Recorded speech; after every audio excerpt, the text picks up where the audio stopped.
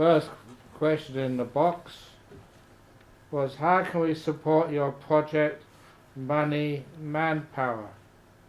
Yes and yes. Manpower. And woman power. Yeah. Lots of money and lots of woman power. And manpower. No. They're not bad. No. Okay. Lots of money, lots of people power. Yeah. Okay. When doing seated meditation, if I keep the eyes closed, I tend to fall asleep. It's a good idea to keep the eyes half closed. Have a compromise. Keep one eye open, the other eye closed. So you can do that at the beginning, but usually you should expect that after a while that you do start to wake up, you do start to get some power, and you don't really need to actually keep an eye open. I have been told by a local priest not to do meditation without a proper meditation teacher. You're in safe hands here, and safe hands with Venerable. Apparently you can go crazy. Is this correct? No. And does this mean I should not practice anapanasati on my own at home? No. You're more likely to go crazy if you don't practice meditation. Get stressed out. Many crazy people in this world, but those who meditate are not part of those. Dear Ajahn, can you please give us your views on climate change? I'm trying to reduce carbon footprint, but should we do more? You do as much as you possibly could. So in other words, that's a big subject. See how much you can do. There's many things which you can see on the internet, on the TVs, on newspapers. See what you can do. How do you support a brother who's a drug addict? He doesn't want to stop his addiction. Thank you. Of course, that is a problem. If you put him down and so criticize him, that he loses more of his self-esteem. In other words, he doesn't really think he's worth coming out of his drug addiction, which reinforces it. One of the reasons why people do get addicted is because they don't think they're worth living in an ordinary life. Or there could be some other underlying matters, such as a way of avoiding some traumatic experience in the past. So it's a very difficult thing for a person to overcome a drug addiction. Obviously the best way is never to take those drugs in the first place, so the addiction doesn't happen. Sometimes even the drug companies, those companies who are selling opioids without people realizing how addicted you can get to them, are culpable as well. So the drug addiction obviously is a health issue, a psychological issue, and so it's a difficult one to deal with. But if one day the brother can see one of the dangers in it, and if your brother actually wants to actually stop the addiction, tell him there's so many people, so many ways to ease yourself off that addiction. It is a long journey, but the journey is worth it, because staying on the drugs is not worth it. It's a very difficult one, but it's people getting into drugs in the first place, not realizing just how that they grab you and cause you lots of problems. Of course, it's just getting into once a person sees the problem, and there's so many ways to overcome the problem. You said only one vijnana consciousness can work at a time, but how come when you speak I can hear and see your lips moving in unison? You can hear or you can see, but usually one follows the other very quickly. Chakku, Sotu, Jnana both working together at the same time. Thank you for making it clear to me. No, there's always a delay. Sometimes we switch between one and the other so fast. You're either hearing or you're seeing. You're not doing both at the same time. But the space between those events, or the time between those events is so small, it seems like it's the same time. Even seeing my lips and hearing. You should all know by your science, the speed of sound and the speed of light are different. So it's like that when you see someone hitting a cricket ball and you hear it, half a second afterwards. We've all had that experience. And so even there it's quite clear. It's maybe similar time here, but by the time it gets to you, there is a time lag. Regarding the death experience you told about Mrs. Kaur, what is the explanation for the two spirit police and their leader? When you die, you can ask them. Now sometimes it is just the way that we expect, that we add to reality, especially at the time of death. For example, many people have near-death experiences.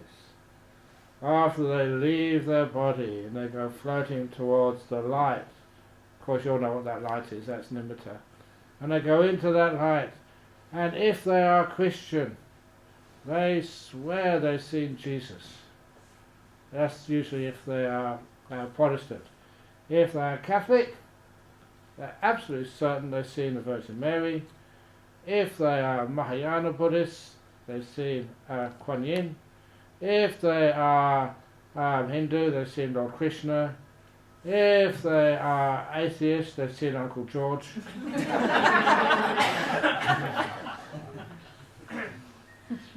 And you talk to them, and they say, look, I perceive that, that's what's happened.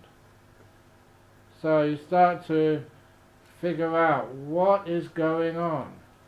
Is it the case that when you die, there's this a signal goes to heaven somewhere and say, hey, this is a Catholic, it's yours, so Mother Mary. So you go, oh, this is the Buddhist Kuan Yin, come on. Can it really be that way? Because all these people are absolutely certain that is what they've seen. Like Mrs. Kaur was certain that she saw these two little spirits. So what is happening there? What happens is at that near-death experience, after death, that your perceptions are very much governed by your beliefs. What people usually see is a beautiful light, but they interpret that as this radiant, loving Kuan Yin. Or they experience it as this radiant, loving Jesus. Or whatever is their belief. They interpret it accordingly. A lot of times life is like those little colouring books which children have. Black lines on white paper, and you colour in according to your desires, conditioning. And that's what happens after death. So you're not really seeing Kuan Yin, you're not really seeing Mother Mary or Uncle George. It's actually what you expect. You're adding on to that reality.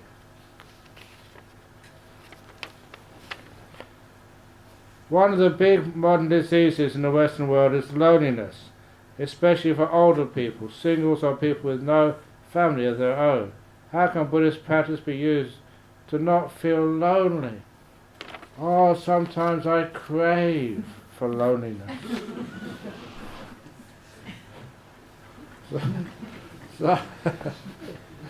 Sometimes you try to ask me a question, I run away.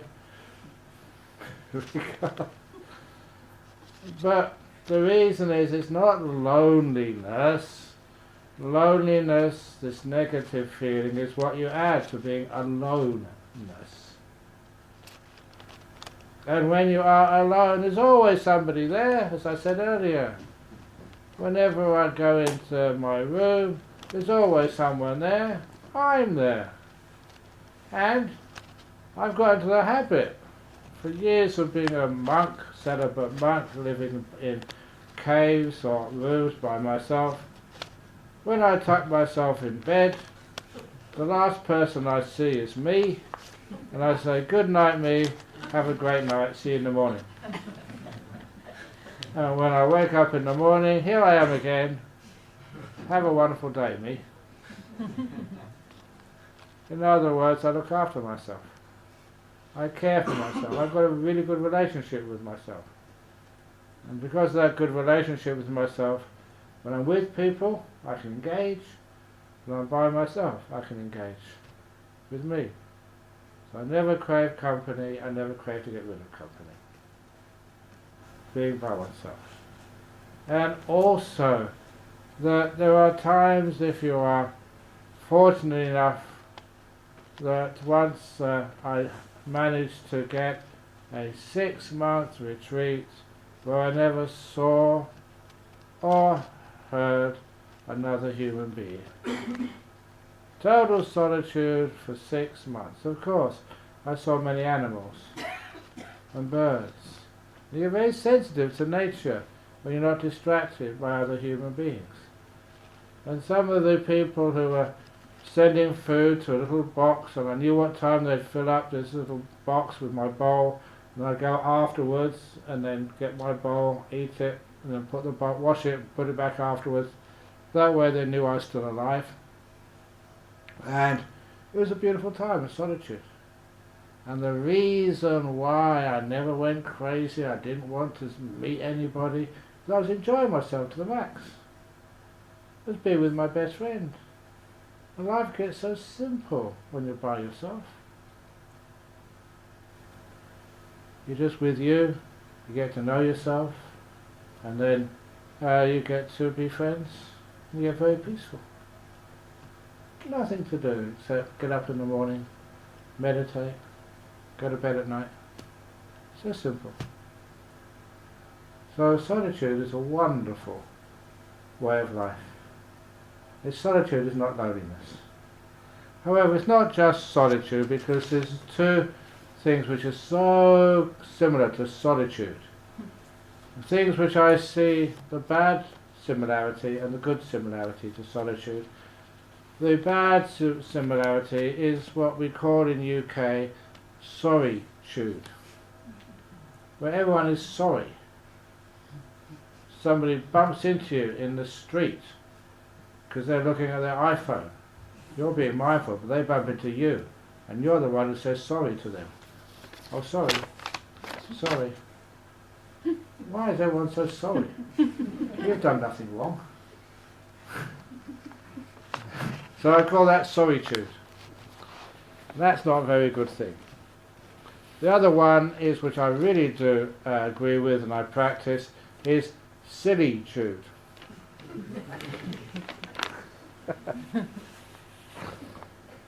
It's quite fine to be a bit silly.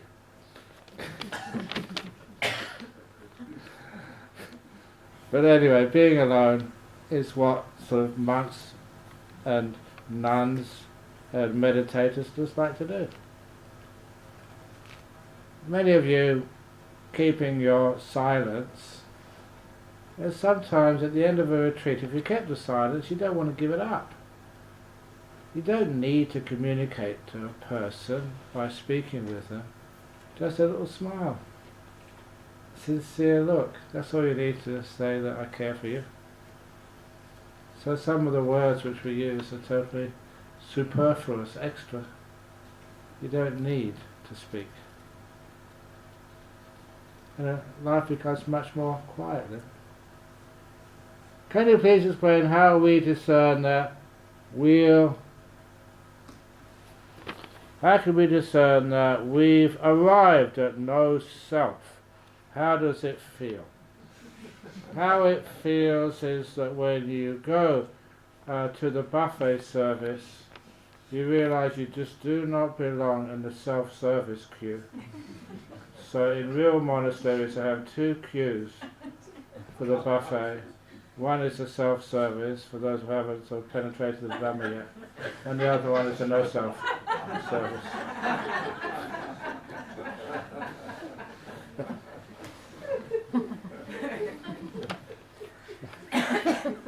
This is why I really do not like having selfies.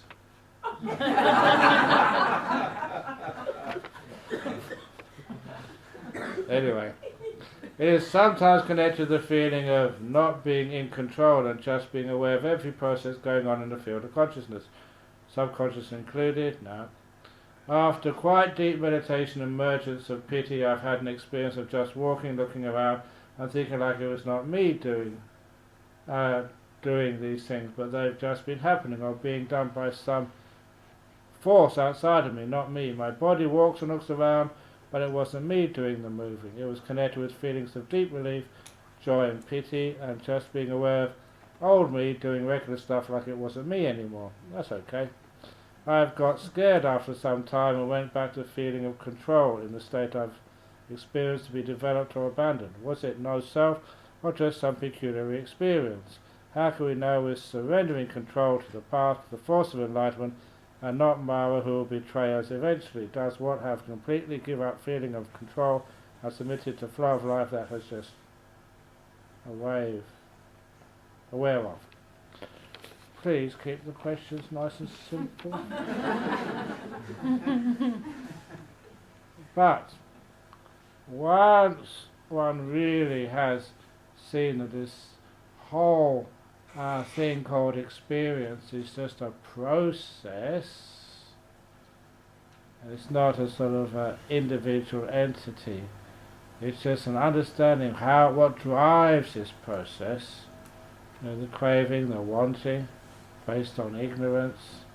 Then we tend not to, one thing is not to complain so much, not to want so much, to live very simply.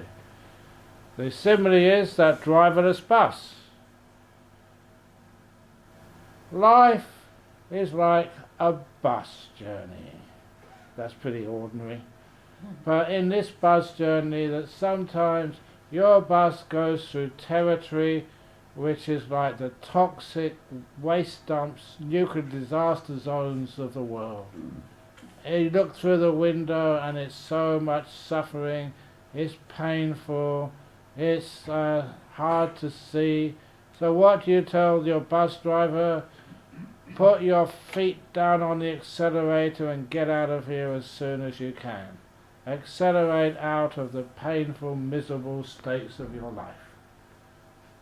And what does your bus driver do? Stops. Stupid bus driver. And then when life is going really nicely, you're having a wonderful time, everything's really joyful, like you're in the middle of a wonderful meditation retreat, it goes so slowly. Oh, sorry, no. You want it to go slowly. You want to enjoy just being here doing nothing and just relaxing to the max. And what does your bus driver do? You tell him to slow down. I'm enjoying this. You go through beautiful scenery, rolling hills and nice waterfalls and blue sunny skies. Slow down, I want to enjoy this. What does your bus driver do? Rush out. Your bus driver is really stupid. So many people come to meditation or to any sort of spiritual groups to actually teach your bus driver to be wise. So you don't need to suffer so much and your happiness can be increased and longer lasting. But in order to teach the bus driver how to drive the bus, so you have more happiness and less suffering, you've got to find the bus driver's seat first of all. You do that in meditation. When those five senses disappear and you go to the mind, that's actually where you also find the will. And it's like you get up from your seat where you usually stay and you find where your bus driver sits, your will, the command control center of you. And that is where in the simile you get a shock. It's not what you expected at all. Because when you go to the seat of your bus driver, you find that seat is empty. There's no driver, no will, no self. So what happens next? You go back to your seat and you stop complaining. There's no one to complain to. The bus driver's not there. It's a driverless bus. Now, I invented that simile years ago. And I was really, these days I was just thinking, I really should have patented that term, the driverless bus or the driverless car. Now Google has got it. I've lost so much in patent rights, which you could have built on a camp beginning monastery 10 times over. That's what it means by non-self. So if you really see no self, it just changes a lot of the way you look at life. So, you don't complain. Why complain? No one to complain to. They say the body is the store of subconsciousness. Who said? I don't say that. What's your thought on this? I don't think. What's subconsciousness? I don't know, I suppose it's what's subconsciousness is the awareness you get when you're under the sea. The submarine. Or when you're at this time of the evening and you're getting very hungry and you're reminded me just round the corner is a subway station.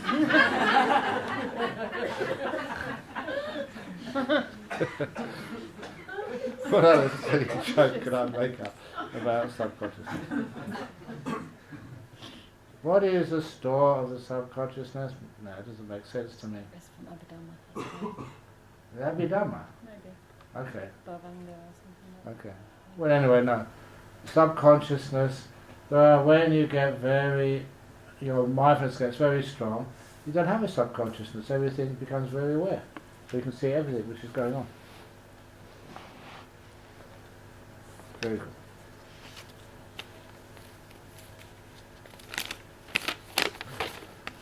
Dear Ajahn, these days I have a big angry monster inside me because somebody I have respected most has insulted me.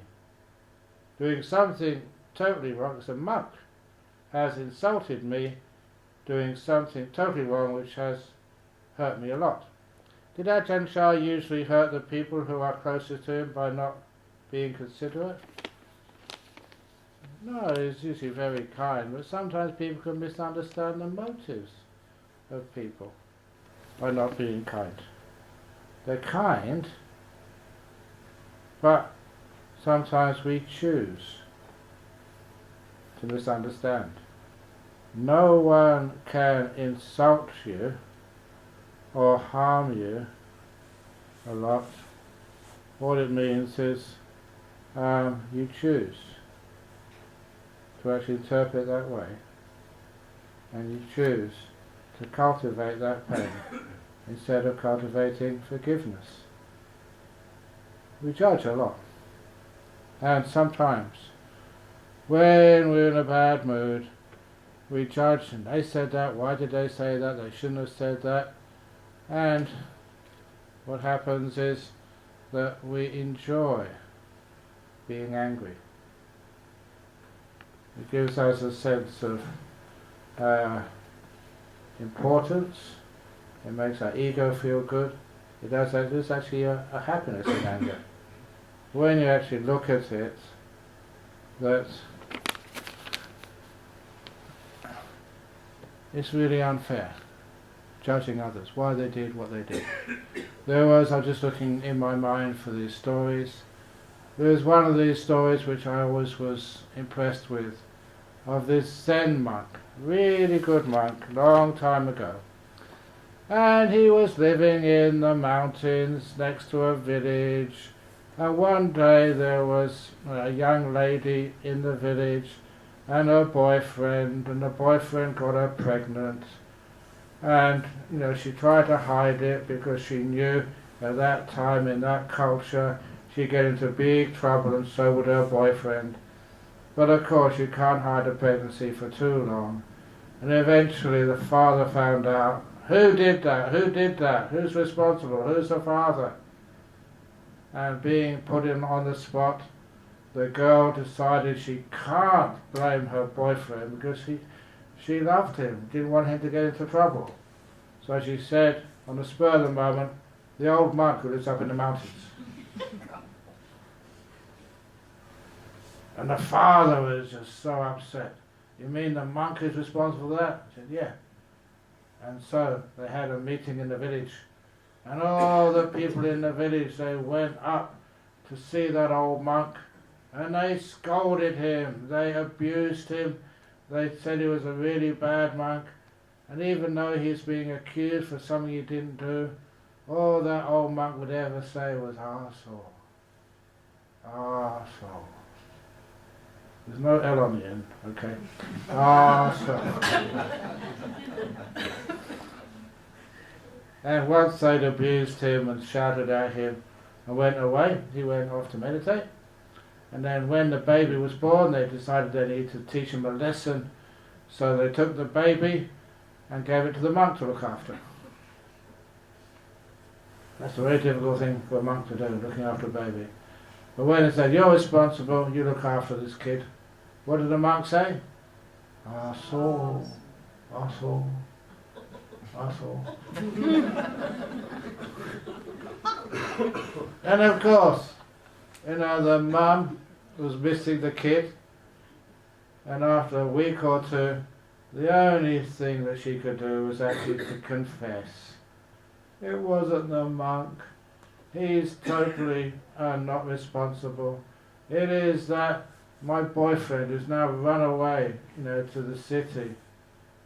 And it's not the monk's fault. And all the people in the village, they were so embarrassed. They'd accused a good monk of a bad thing.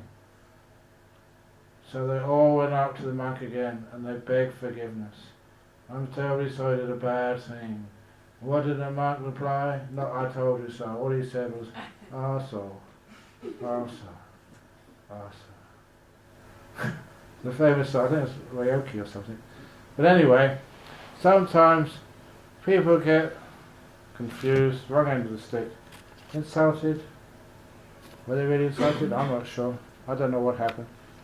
But really, if it is real abuse, then that is a big problem. But most of the time, people are really kind. Monks, nuns are kind. Like everybody else, we may say something and it might be misunderstood. Who knows? Anyway, the only thing to do is to let it go, if you possibly can. If it's something really sort of legal, because sometimes abuse in our modern world, or if it's insulting you in public, humiliating you, often if it's offending a person, then of course, that can be very damaging. And there's rules and laws against that. Ajahn Brahm, I've heard that by practicing metta bhavana, the highest level of the mind can be developed. Two is the fourth jhana. One cannot attain nirvana solely through metta. However, in the Karanya Metta Sutta, according to my limited understanding, it applies that the practitioner is not born again into this world. Therefore, it seems as if one can attain nirvana through metta. Would you be able to kindly clarify, please? You cannot get into jhana with breath meditation. You've got to let go of the breath meditation to get to the nimittas. Every one of these meditation techniques can be used to a certain point, and then something else takes over. Just like I came from Australia, I cannot land in Kairos Centre in a plane. I've got to go to Heathrow first of all. That's as far as a plane can take me. Then you go walking through the immigration and customs and get a train. And then you can get the train as far as Putney Bridge. And you've got to get off the train and get a 4:30 to the, wherever it is, to the end of the road. And you've got to you can't get the bus to turn into Kairos Centre, they won't do that. So you take that as far as you can, and then from the bus you have to walk. And when you walk, you can't take your shoes into the hall, you have to leave your shoes outside, and then you come into this hall. Every conveyance has its limitations, and so with something like metta meditation, it can take you a long way. But then, the bliss of meditation, the joy, the disembodied happiness of meditation, where it's not focused on anything, that can take you into a nimitta. And from the nimitta, there's no place you can't go. So this is how it's true, yes, but it's also false. Even the Buddha Anusati, so the memory or the recollection of the Buddha, that can take you so far, but it can also take you all the way. Just like I mentioned this morning, Buddha gives you, Anusati gives you lots of inspiration, a taste of freedom, and from there, if you're lucky, you can just develop into the full nimittas, jhanas and enlightenment. So, any of these you can develop. And one leads to another, which leads to another, leads all the way. This is not a question, but a humble request. Please kindly consider establishing a retreat centre, like the Jhana Grove in Australia, here in the UK too. Oh, I'm so old and worked and so can't somebody else do that? Anyway, see what happens. But to do that, you do need the funds, you do need the people. I am not like Harry Potter. I don't have a magic wand and say, may Kairos Centre be bought by the Venerable Chanda. Whatever, but if it's really meant to be and you really want it to happen, make it happen. This could be right next to the Bhikkhuni monastery to be established, as it can be quite difficult to find a good place to conduct meditation in the UK. This could really help, as the UK is in Europe. Lots of people in Europe countries and also people in America could benefit if it's established. Then we could attend longer retreats conducted by Ajahn, Brahm, Ajahn, Brahmana, Venerable Chanda, etc. right here in the UK. Happily, please, please, please, Bhante, please kindly consider. Thank you so much.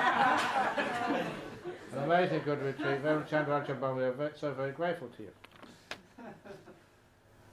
When we started this Anukampa Bhikkhuni project, when we got a little bit of money in the bank, when we started looking for places, we had so many considerations, and I found a really nice place. And Venerable Chanda, well, we didn't really get to that state of actually informing the trustees and putting in an offer. But I was really keen on it. It was right close in the centre of London, very easy access, lots of parking, close to transport, wonderful grounds, make a lot of rooms, make a wonderful retreat centre. The problem was the owner didn't want to give it to us. It was Buckingham Palace. I was trying to make Queen Elizabeth realise at her age she must downsize. I mean, who wants to be responsible for such a huge complex called Buckingham Palace? Well, wouldn't it make a lovely undercover Bhikkhuni centre?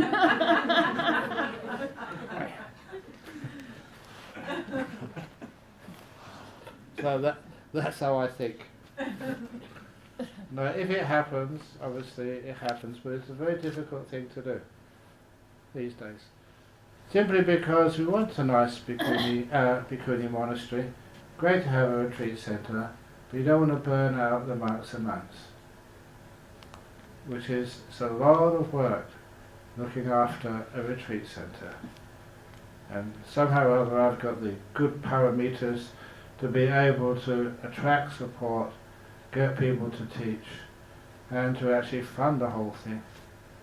And it gets to the point that you can get it self-sustaining, as monastery in Perth is pretty much self-sustaining, our Bhikkhuni monastery in Perth is looking good, and over our retreat centre is very simple and just done by donations only, and it's done really, really well. But sometimes I think, haven't I done enough? Can't I take a rest? I'm 68 now, time I retired. But unfortunately, in monastic life, you can't retire. Even 68 is still young, according to our ancient Buddhist tradition. The holy life, alright, you don't even start being a holy man until you're at least 70. How can you be a holy man? You're only in your 60s. It doesn't fit. A holy man has to be really old and ancient and worn features from all the striving for enlightenment. You know, sometimes we thought, who would be the ideal monk or a nun? They had to be really wise, very kind, be able to accept any gift you give, eat any food you offer to them, and just always be there to answer all of your questions. Never sleep, just sit here 24/7. There are some people who are night owls, some people are day owls. And so that will become the ideal holy man. Always there. Unfortunately, that will kill them way before they get 70.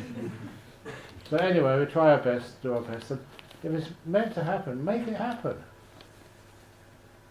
There's only a limited amount of stuff I can do. If you want a Bhikkhuni monastery, make it happen. I think at the end of tomorrow we're going to say all the things which you can help with. There is no Bhikkhuni monastery in England. Do you want one? Do you want another nice retreat centre? Run by nuns, women? Make it happen.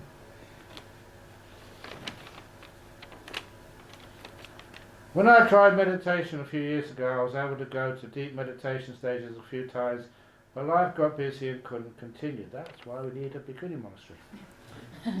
When I try meditation again, every time when I'm about to be peaceful and close to deep meditation, I get the feeling, I'm going to get into deep meditation, I'm going to get into deep meditation, and all the peace shatters.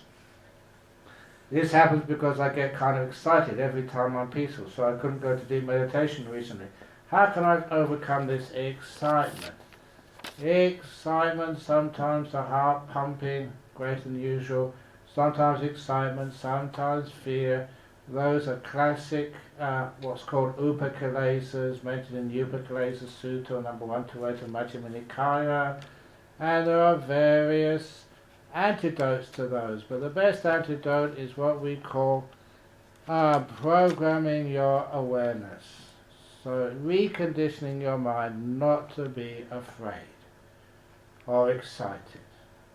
And so first of all, you tell yourself before or at the very beginning of your meditation, when you're sitting down, beginning of the meditation, you tell yourself, if I get close to that state of meditation, I will not be afraid. I will not get to be afraid. I will not be afraid. You recondition your mind. It's auto-hypnosis, if you wish, so that when you get close to those stages, the usual response of getting excited is just not there anymore. You go past it and go deeper into the meditations. So that's the first thing. The other way is understanding this story of which Ajahn used to say, of the still forest pool. There's a book by that title, but that's not the story that Ajahn told me. The still forest pool concerned a simile which he used for what happens in the deep meditations. Because in those days that you could still, as I did, go walking through the jungles of Thailand, setting up your mosquito net and umbrella anywhere, and finding solitude in the wilderness areas of Thailand. He'd always get the meal the next day. But he would, usually you need to find a source of water in the afternoon, maybe about 3 or 4 o'clock. A river, a well, a lake, because you needed water for drinking, maybe washing a robe, and also just for bathing. So I remember going 3 or 4 days with not finding a source of water, and you got really stinky and smelly because you were walking. It was a hot climate and very thirsty too. So on this occasion, so Ajahn Chah would find a body of water about 3 or 4 o'clock in the afternoon, bathe, so wash some robes, filter some water for drinking, and then he set his umbrella and mosquito net about 10 or 15 meters from the edge of the pool. And he'd meditate there, and when later on in the night go to sleep. But he said, sometimes he wouldn't go to sleep. He would meditate, but not with his eyes closed. He would wait and look at the forest animals coming out to play. Days before Nature Channel or National Geographic, and just to watch the animals, wild animals, play around was a source of great joy and happiness. And just going off on a tangent, when I had the opportunity for a rains retreat in my 6 rains in this monastery in the north of Thailand by myself, I just would leave out a bowl of water for the birds, and I would watch them through a knothole in my hut so they couldn't see me. But I could observe them, and soon they found a source of water when it was very dry. And then what I saw, I really wish you could have a camera to photograph this, because it really blew my mind. These birds in Thailand, different species, different sizes, would line up in a queue, one after the other, waiting to drink and to bathe in this bowl of water. When one had gone in the water, to splash around with its wings and drink and flew away, only then would the next one go in there. But every now and again, bird nature, like human nature, one bird would jump the queue, and all the others would leave their line and beat him up, peck him or her, and then they would run away, fly away, and afterwards all the birds would go back in line exactly where they were before. Their organisation was just amazing. And people don't even do that at bus stops these days in the UK. But to see that was just... So this, when you see animals in the wild, they're very, very delightful. So on this occasion, or rather when Ajahn Chah was watching the animals come out to bathe, the animals would only come out to bathe by the still forest pool if he was also extremely still. If he moved, they would know there was a human being there. And more animals have been killed by humans, including tigers, have been killed by humans than humans have ever been killed by tigers. So imagine what the tigers would feel, let alone the other animals, if they knew there was a human being there. They didn't know whether it was a monk or a compassionate being, because most of the human beings were hunters. So, he had to be very still, not move, because the animals would come out, and they would usually sniff and listen, because their eyesight was never good. And once they thought there was no human being there, then they'd come out with their young and bathe by the pool, and Ajahn Chah would actually watch all the antics with great pleasure, as you see in things like National Geographic or whatever it is. I don't watch TV. Is that right? National Geographic or Animal Channel? Yep. Okay. So this will cause him a great deal of joy, but only happen when he's really still. And also sometimes, after all the animals have come out and play, then some amazing animals will come out. So beautiful, so rare. Remember him saying these are animals which his teachers, his parents, never told him existed. He never believed there were such amazing, beautiful animals would come out, but they'd only come out when he was really still. If he moved even a small amount, if he said, wow, I got afraid, they would know there's a human being there. And even though they may be thirsty, they would not come out that evening to drink or to play by the still forest pool. And he said those beautiful animals, very rare, few people see them, they're the nimittas and the jhanas. They only come out to play in the still mind when you're really still. So you say, wow, nimitta, they run away again. Nimittas are extremely shy. You tell their name, notice them, try and catch them, they'll disappear. Jhanas, even more shy. Beautiful experiences, which only come up when you're really, really still. Notice his simile. And that helped me a lot, because I imagined I was just sitting by the lake at night time, be really still, and saw amazing things come into your mind. And I sort of visualized, I imagined I was at Ajahn by the still forest pool. I knew if I moved, if I tried to capture anything or say anything, they would hear me and run away. So that was a helpful visualization. Further, Ajahn Brahm, when meditating anapanasati, is it a bad practice to say to oneself, I'm breathing in, I'm breathing out? At the very beginning you can do that, but that is going to be disturbing as the mind settles down. You don't need to say these things, because you know them.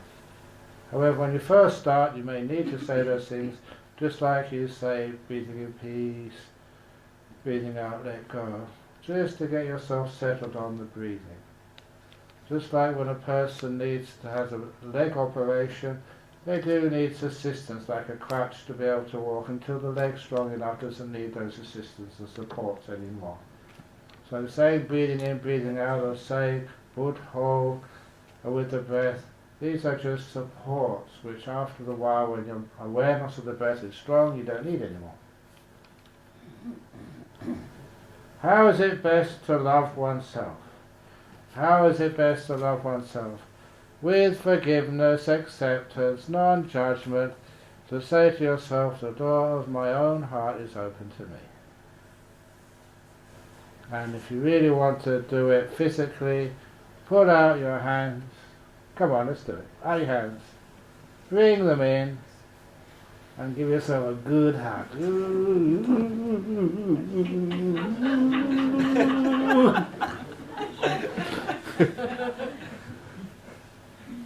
Do that 3 times a day before meals. That's doctors. And then so that we can learn how to hug yourself and love yourself. It's such a joy and a privilege to be on this retreat, and I'm feeling a peace and contentment that's been like a beautiful gift. How will I keep some of this when I return home to what has been a very difficult situation with my ill and other very grumpy husband? Next time, send him on the retreat. But if this retreat has really worked, and your husband sees how much you've changed, that you're a much, much kinder, gentler wife, then he'll get the message. You don't need to tell him anything. You don't need to bribe him with money You're just seeing you, if it's really working, then he'll want to come as well. And how do I deal with the law of intoxicants to which I can still feel pulled, despite knowing that these things like this retreat something a lot better work a lot better in helping me deal with life. Yeah, the intoxicants of life, whether it's alcohol or drugs or watching TV or whatever is intoxicating, that's what they're called toxins. They put toxins inside of you. So if you want to be free and healthy, just join meditation groups, support anukampa, because associating with good people is really important.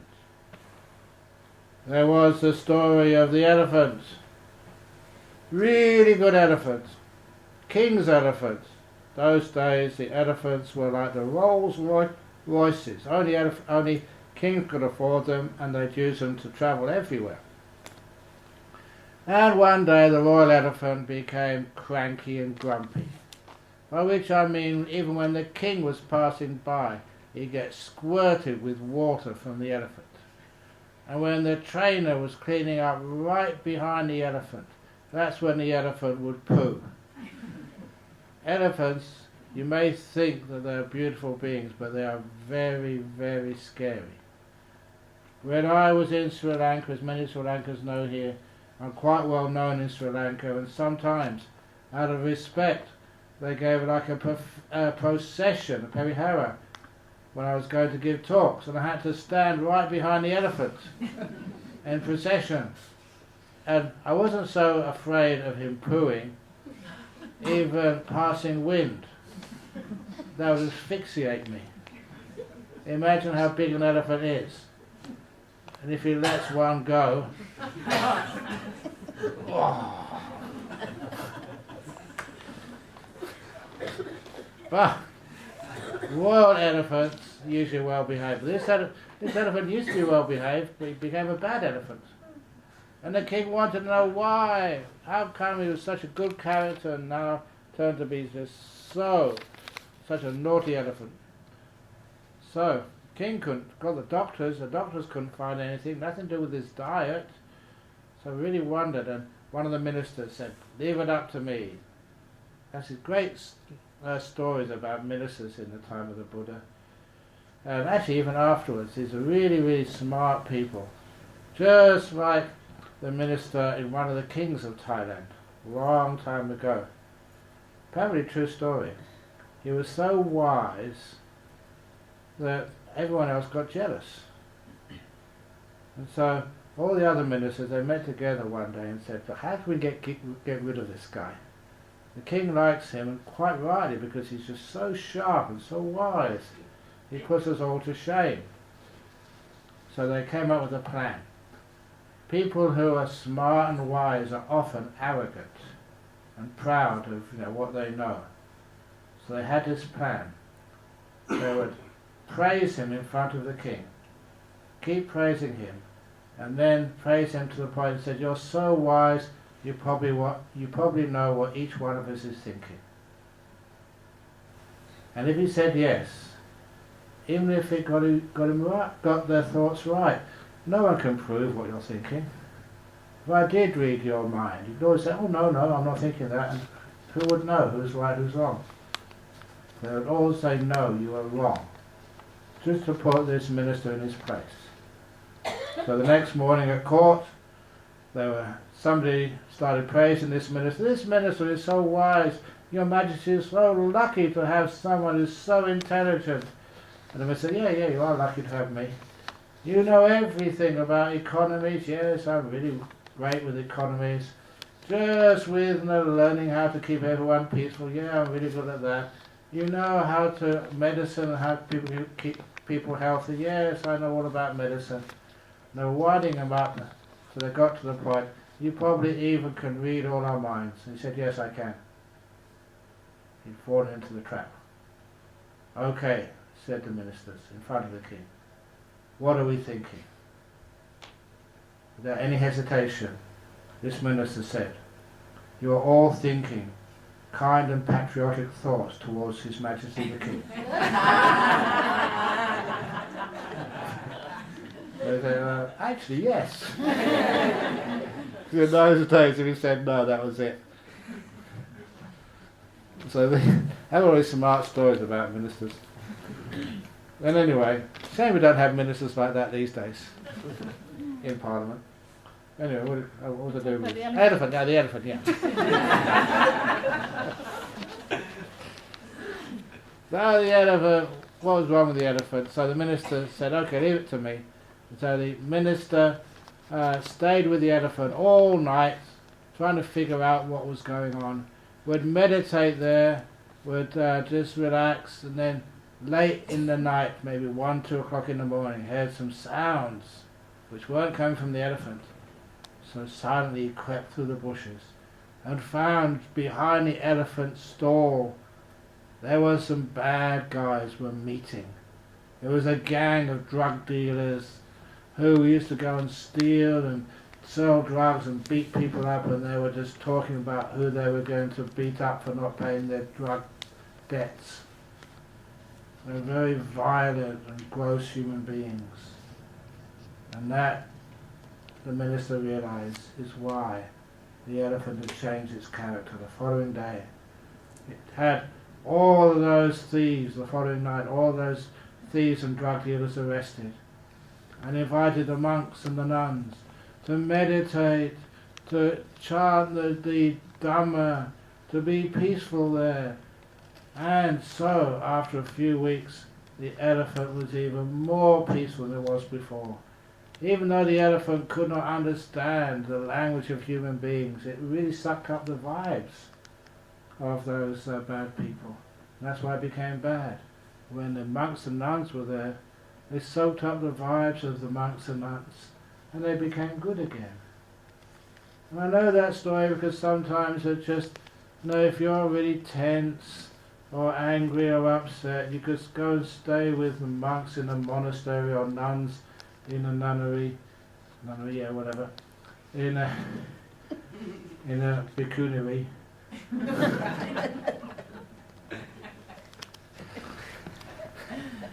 And then after a while, you just pick up on the vibes because we influence one another, we're conditioned by one another.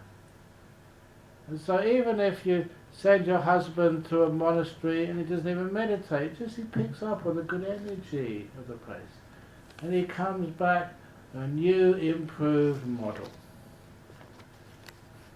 Problem is though, if too many husbands like that go to monastery, the monks pick up on the bad habits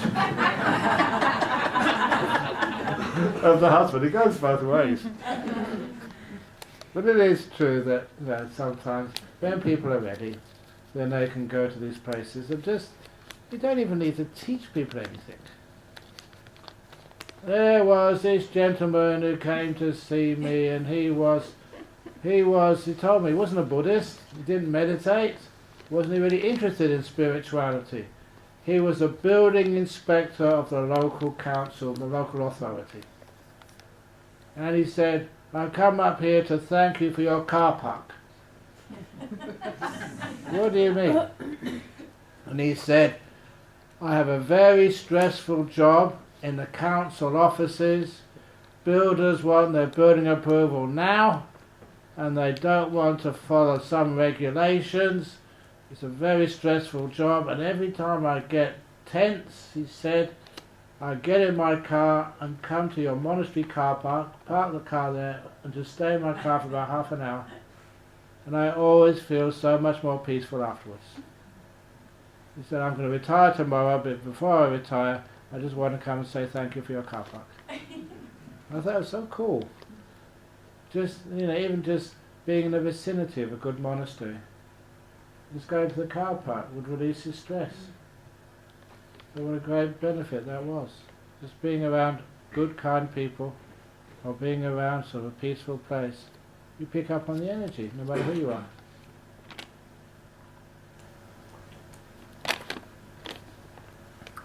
When I am not in a relationship, I find being on the spiritual path very easy, and can easily attend many meditation retreats.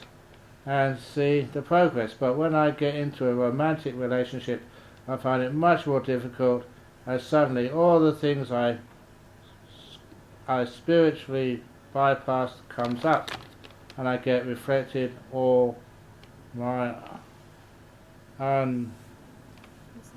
untreated sides and trigger points, unhealed sides and trigger points. In the long run, what is most beneficial? Or do all paths lead to the same destination eventually? Spiritual path is far more healing than a relationship, unfortunately so, but that's the truth of it.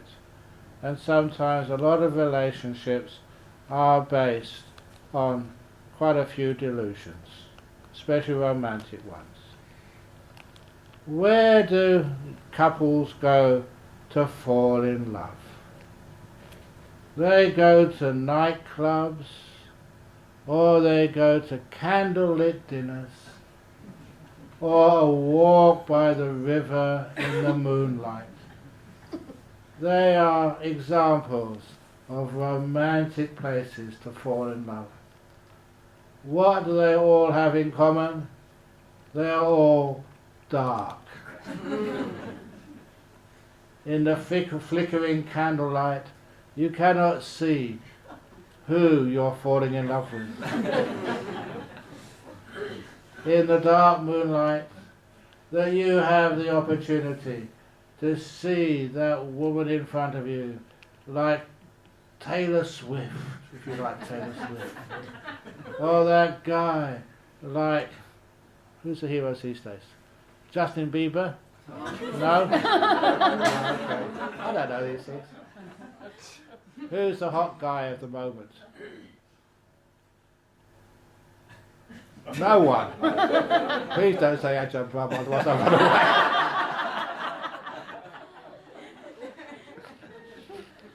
But anyway, you get the message there. Because sometimes in romantic relationships we want to actually imagine our partner is just perfect. And so that gives you the opportunity. No one falls in love in the bright sunlight in the middle of the day. Sorry to say that. I'm a monk, so anyway, and relationships are very difficult. It's hard enough to live with yourself in solitude. To live with another human being, of course it's difficult. But those of you who've actually already got a partner, sort of, you do learn a lot living with somebody else. You have to let go of a lot of your wants and desires to compromise with somebody else. But again, just solitude is really fascinating. When all of your focus is on having a good relationship with yourself, making peace with yourself, being kind to yourself, loving yourself, understanding yourself. Anyway, good old. Did I tell you one of my scariest moments ever in my life?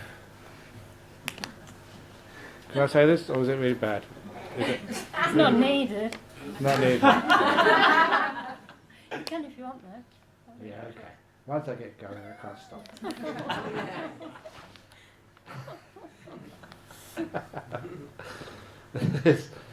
This was, people asked me some time ago, were you really ever afraid? And what's your scariest moment ever? And this was it. Very clear winner. It was, I think last year at university. And a couple of my friends, we started getting paired off and married. I was heterosexual, I had girlfriends, only one at a time. But it was at the wedding of one of my friends, all the stupid guys are stupid, I admit it. So we were talking really stupid conversations, who's going to be next? And we all discussed, we think that Jeff is going to be next. And then we consider, no one will marry him. And then they pointed at me. my lay name was Peter. He said, "Oh, Peter, he's probably going to be next."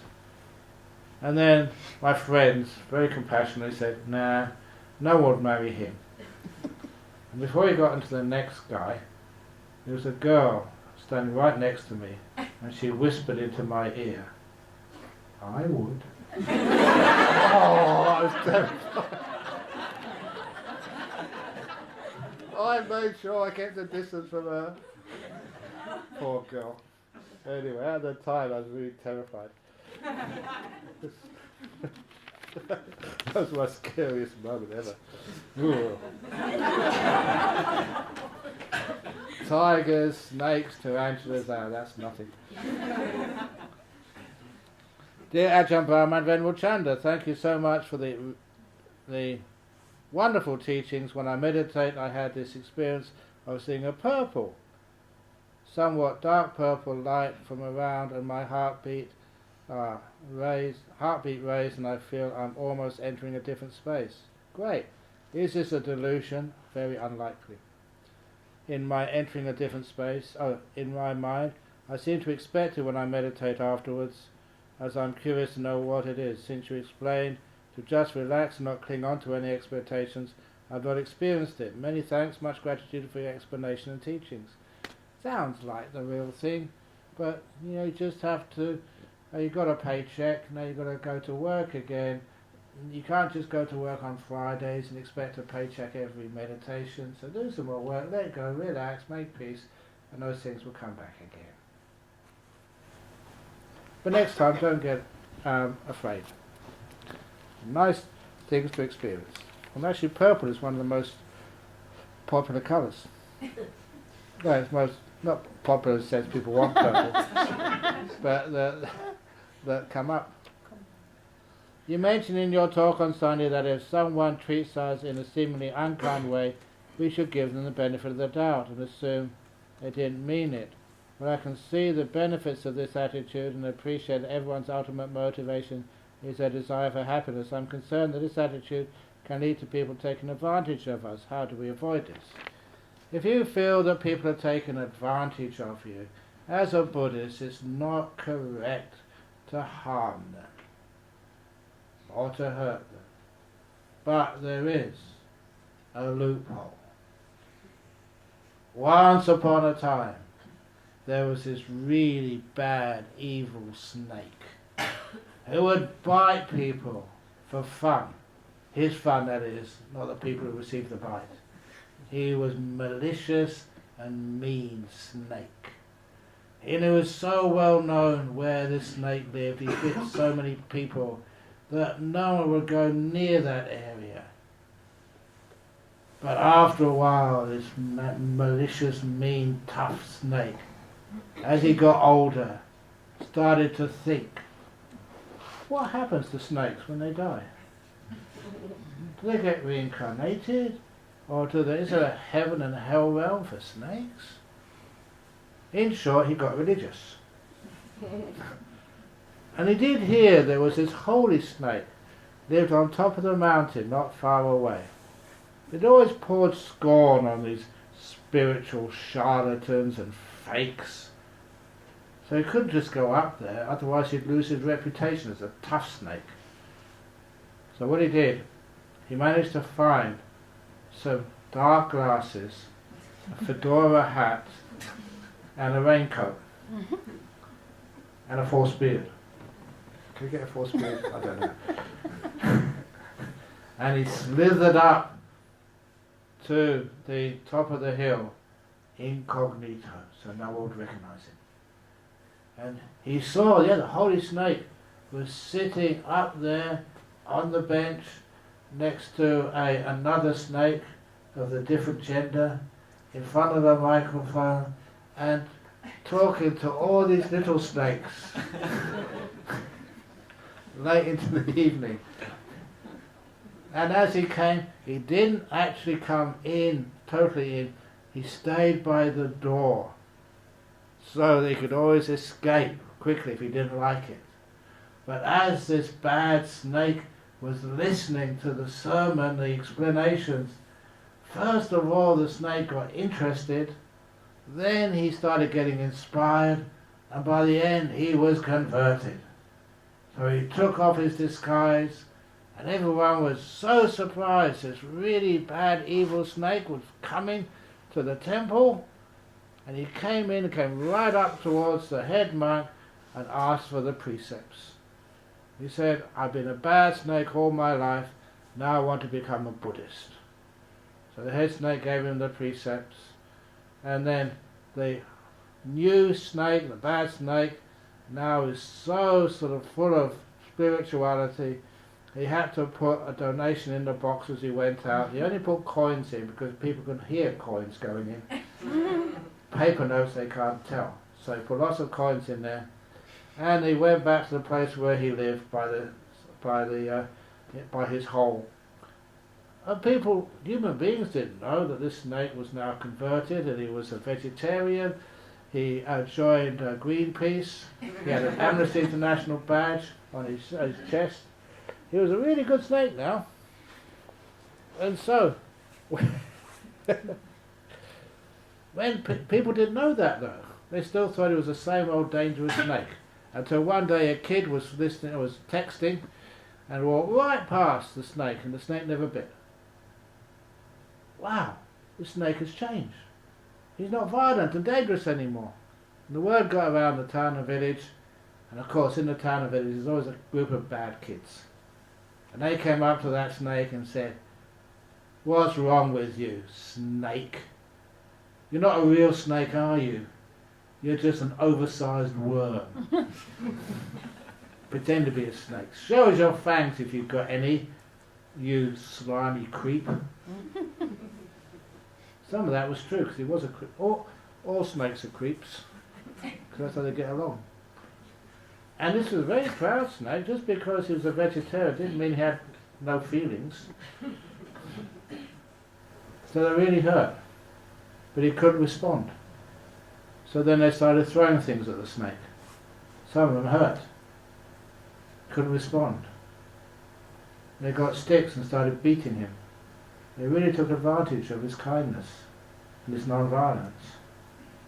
They gave him such a beating that he realized in the real world you just can't keep these precepts.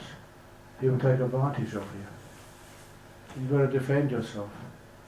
He knew if he could bite anyone, he was still very fast. He could bite any one of those boys so easily. But because of his precepts he couldn't. So he decided to crawl painfully up the hill to the temple to get relieved from his precepts and vows. And when the holy snake saw him coming, saw all the bruises and blood, he said, what happened to you, snake? It's your fault, Venerable. What have I done, said the Ajahn. Said, you gave me those precepts and vows. Okay, in a temple, in a monastery, you can keep those vows, okay, but in the real world, it's a rough, tough place. You have to bite to protect yourself. Oh, said the Ajahn snake, you are foolish snake, you stupid snake, you idiot snake. It's true that as a Buddhist you can't bite, but you can still hiss. That would have been enough to chase the boys away. So remember, if you feel people are taking advantage of you, you can always hiss, but don't bite. I often find I have been thinking rather than staying with my object of meditation. How to best respond to a busy monkey mind. Monkey mind? How do you know it's a monkey mind?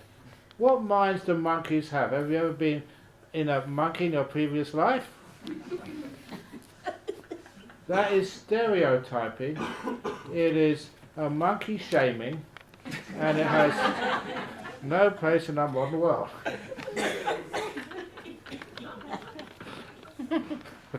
But I know what you mean. So you can't stay with your object of meditation. How best to respond to busy mind? Look, if your meditation object is enjoyable, can you stay with it? Okay, when you watch a movie, does the mind wander off when you're watching a movie? When you listen to music, does the mind wander off? Of course not, because you're enjoying it.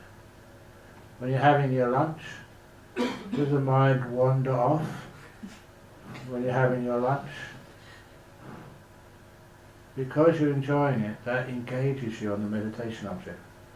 It's one of the reasons why it adds some joy and happiness to whatever you're meditating on. Then you find it doesn't wander off anymore. Missing ingredient: joy, happiness, kindness. Is meditation better on an empty stomach? How empty? Please remember, if you have an empty stomach, use that as your meditation object. Emptiness.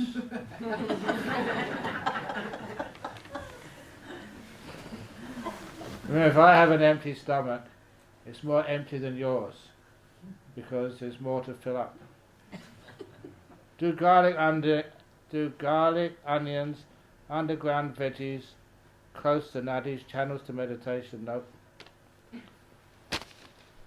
You can meditate on anything, basically. So they don't close up channels.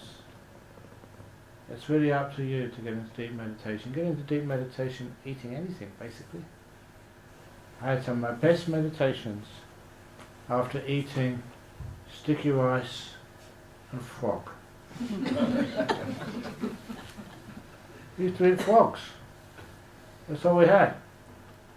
And once one occasion, this means you're not going to feel hungry this evening. For one meal of the day, only one meal of the day, a bowl of sticky rice and a frog on top. That was it. Nothing else. No vegetables, no fruit, no salt, no garlic, no soya, nothing except boiled frog on rice. No seasoning, just boiled frog.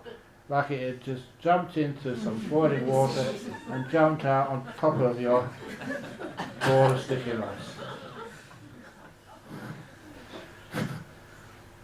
So what happened? What did you do next? Is they eat the meat from its legs, because that was like chicken or something, but that was not enough to continue the food. You need more than that.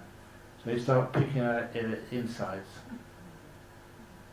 Tell your kids this whenever they don't want to pay attention, especially in biology class. I paid attention. I knew what organ was which. The monk sitting next to me did not know. He pressed an organ, it just happened to be the bladder, which still had urine in. So the frog peed all over his rice.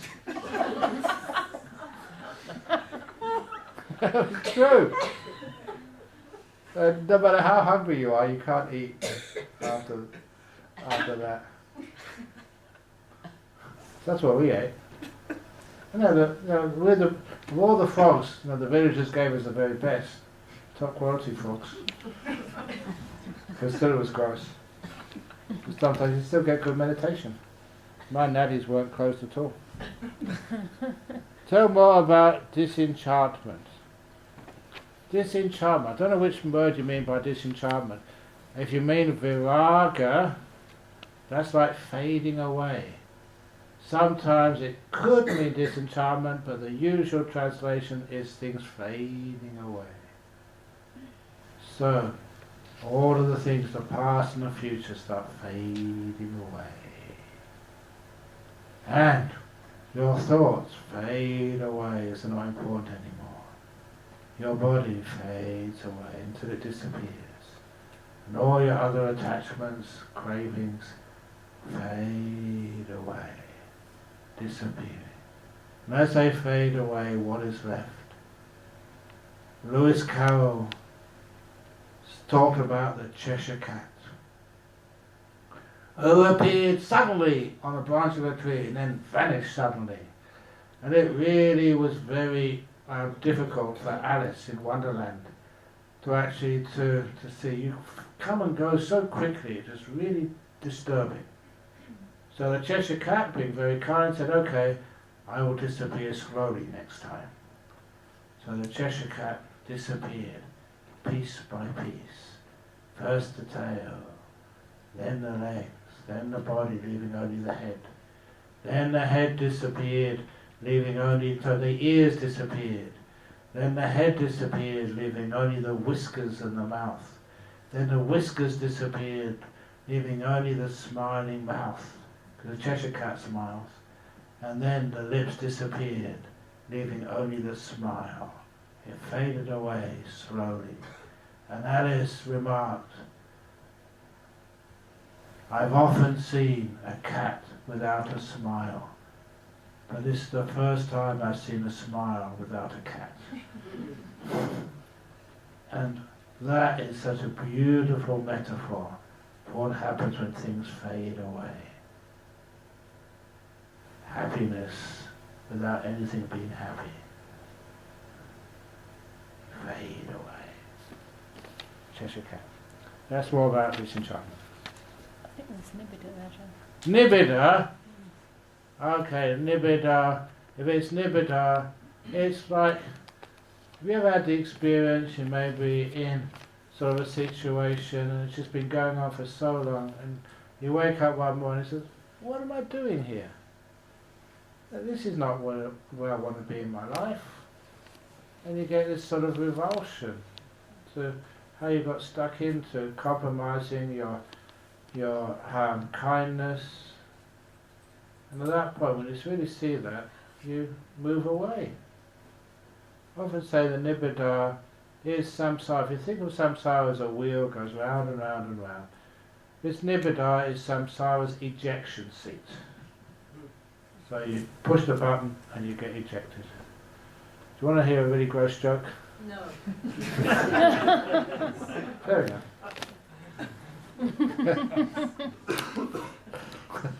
Thanks for being honest. Is there a difference is there a difference in any between yoga, savasana and meditation? Every religion, every path has differences. I only know meditation. So the other things, you have to ask experts in those ones, how they work.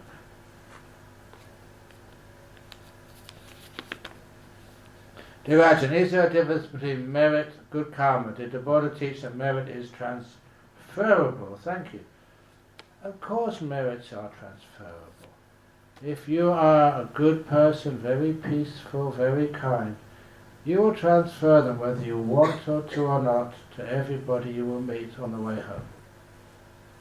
You'll be smiling at them or being kind to them, and therefore anything which you have achieved here is spread to everybody you meet. Even when you go on the bus 4:30 to go back to the train station, you say, oh, how are you today? And be kind to people. And you find that's because you've been trained in kindness here. So all your merits automatically affect everybody you meet. Without making any resolutions, we pick up on each other's goodness. Merits are always transferable. I've been transferring my merits to you since the start of this retreat. By teaching, by being kind, by being humble enough not to tell gross jokes. Thank you for your wonderful teachings. I came across your talks during a dark period of my life. I cannot begin to tell you how much your teachings have helped me. You keep me off antidepressants. You saved my life. May you be well and happy. Lots of love. There you go. I transferred merits. All my teachings and understanding given to somebody else. That's how it works.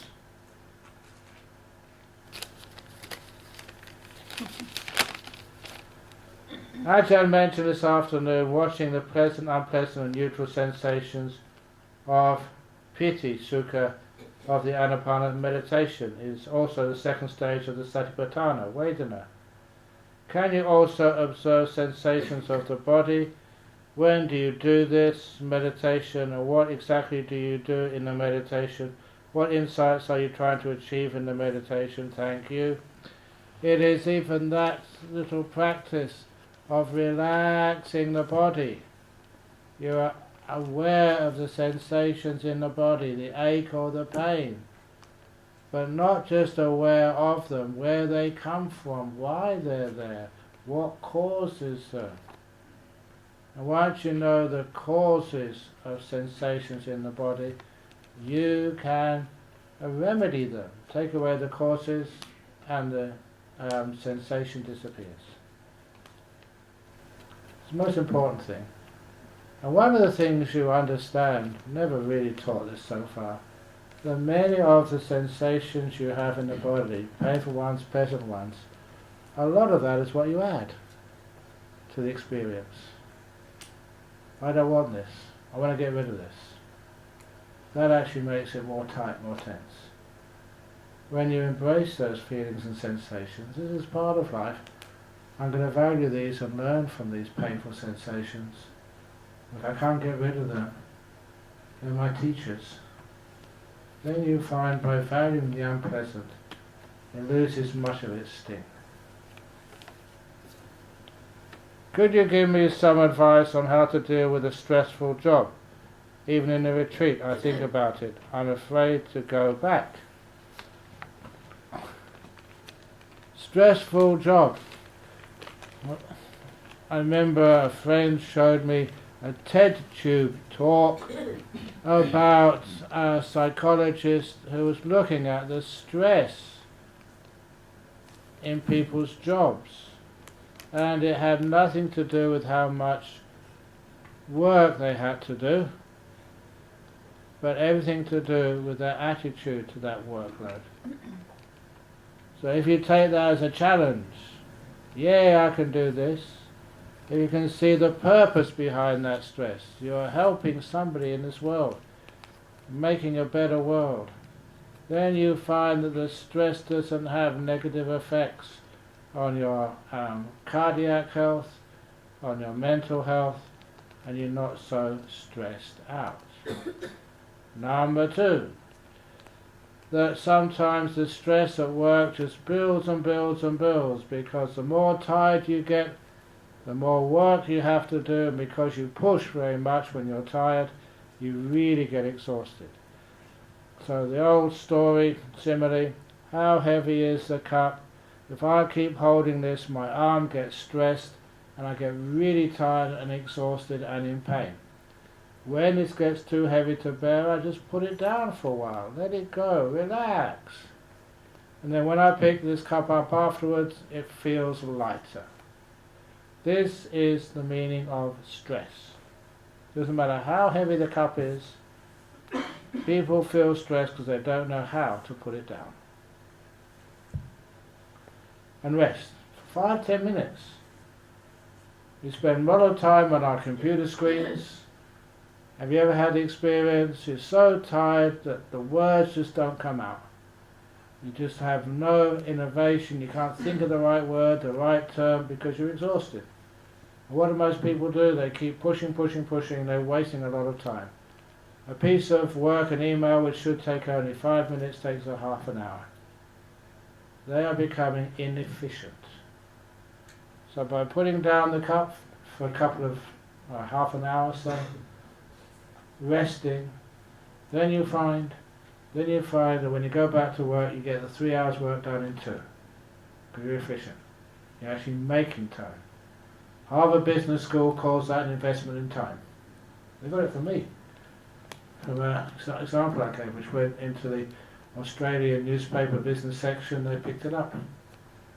So, this is how we deal with stress. And if you think, I can't have a place I can meditate, the boss won't let me. If you are a female, you just go to the toilet. That's why in the United States they call them restrooms.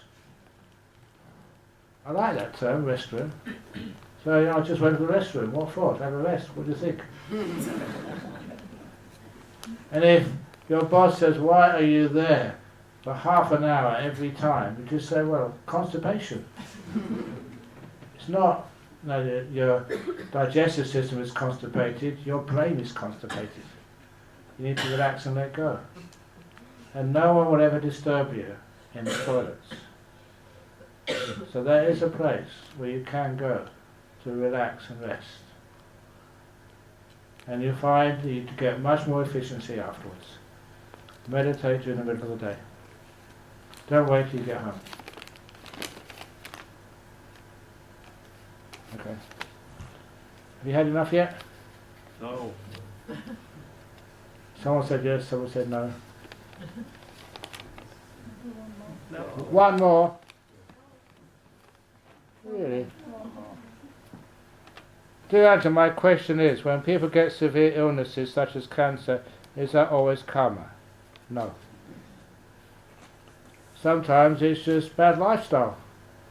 Sometimes it's just not eating the right food. Sometimes it's getting stressed out. Sometimes it's not coming to Kairos Centre to come to the retreat. Learning how to deal with the difficulties of life. Not everything is karma. What advice can you give about preserving and protecting the mind and your teachings once we go back into our busy, demanding and noisy everyday lives? Tomorrow's talk. Sorry? Tomorrow's talk. Tomorrow's talk is the answer. Okay. Actually, we've only got a few questions left. Yeah, I've done pretty well. There's only 2, 4, 5 questions left. 3, 4, 5, yeah.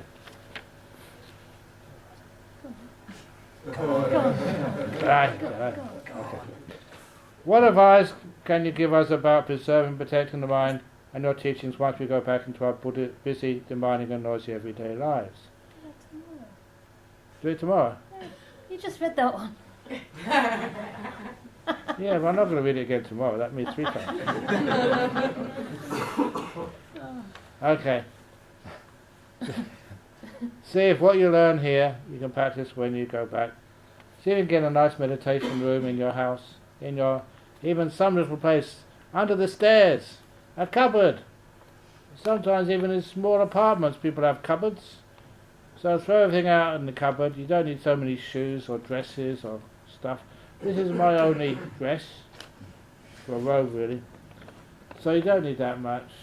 Clear out a lot of junk and use that as your meditation room.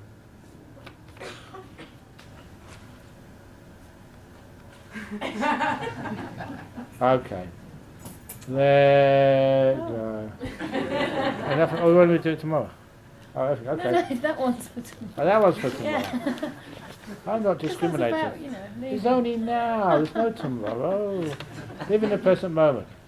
How am I able to show the children that the now is the most important time, while they have so much chores, homework, projects? You can tell them, like I gave this story of the monk in south of Thailand who was building a main hall for his monastery.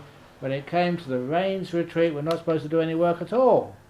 We stop and meditate. And so he sent all the workers home, and a visitor came and saw that hall and asked him, "When is your hall going to be finished?" And he replied, "Sir, it is finished. How can you say it's finished when there's no roof on, no glass in the windows, cement bags all over the place? Are you going to leave it like this?" And the monk replied, "Sir, what's done is finished." That's the only way you can be in the present moment at work. What's done is finished. So you leave it till another time as you start meditating instead. And over in Perth, people bring their kids to the talks. So on a Saturday night, actually on a Sunday morning, so a couple of Sri Lankan parents came to complain to me.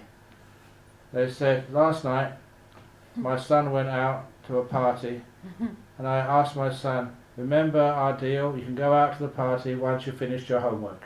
Have you finished your homework?' As Ajahn Brahm said, Dad, what's done is finished. See you tomorrow." I'll go to Thomas for that. So that's doing dinner now.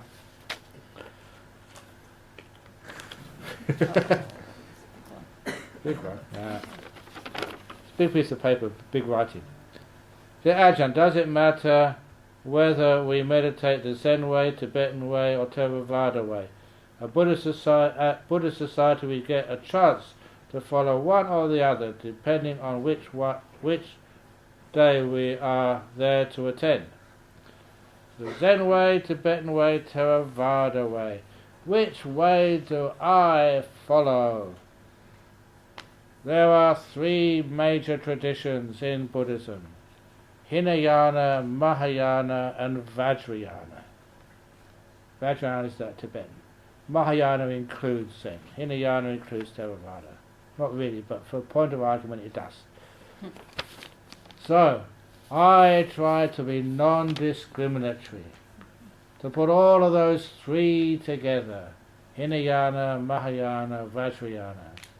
And I take the H from Hinayana, the next three letters AHA from Mahayana, and the Yana from Vajrayana. And what does that spell? Hahayana. That is the meditation I teach here. So, if you go to the Buddhist society, see if you can practice the Hahayana way. In other words, put joy in the meditation. I don't care what type of meditation you do. Put joy in it. Loving kindness in it. Then it works. How do you kindly work with restraint so that you are not trying to restrain the restraint to restrain the restrainer? Stop thinking.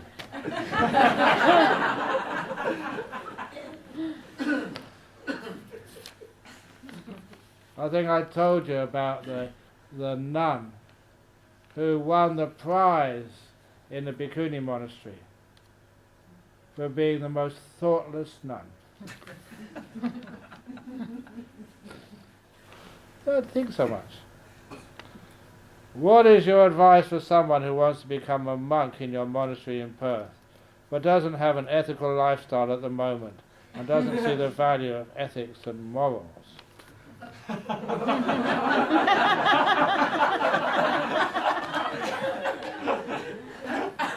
Okay. I think from the handwriting and for your application to join this retreat, I can soon check your handwriting against those other application forms and find out who you are. If you want to become a monk in a monastery, why do you want to become a monk? If you don't see value in it? Because if you don't not living a moral life, we don't give sanctuary from the police.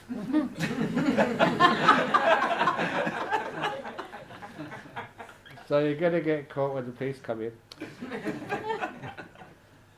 Don't see the value of ethics and morals. If you don't see the value of ethics and morals, you soon will. And if you come to our monastery in Perth, you probably won't even get there. If you don't see the value in ethics and morals. But anyway, I think that must be a joke question, especially from the very last one. Because you wouldn't be on this retreat if you didn't see the value in ethics and morals. But keep it simple. There are some people who say that they cannot keep all these precepts. There's how many precepts for a bhikkhuni? 311. Us bhikkhus have only got 227. It's really unfair. You get more precepts than we get. And then we've got how many precepts for a samaneri? 10. How many precepts for people who stay in a monastery? 8. How many precepts? Too many precepts, too many rules. So instead, if you can't keep 8 precepts, 10 precepts, 311 precepts or whatever, at least keep 2 precepts. Because sometimes people find they can't remember all the precepts. So just remember 2. Don't do anything which harms another being. Don't do anything which harms yourself. The 2 precepts. That's a moral, ethical rule which I live by. Don't do anything which harms others. Don't do anything which harms yourself. The 2 precepts. Can you do that? Yeah. So I won't harm you anymore by keeping you up. And I won't harm myself by denying me of my sleep, my beauty sleep. Does it work? Don't think so. No. Anyway, so thank you all for listening, and what an amazing achievement. Look at that. Oh, look at that.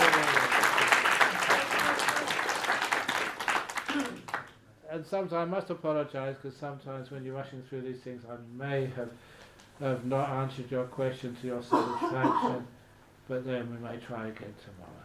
So anyway. Sadhu, sadhu, sadhu.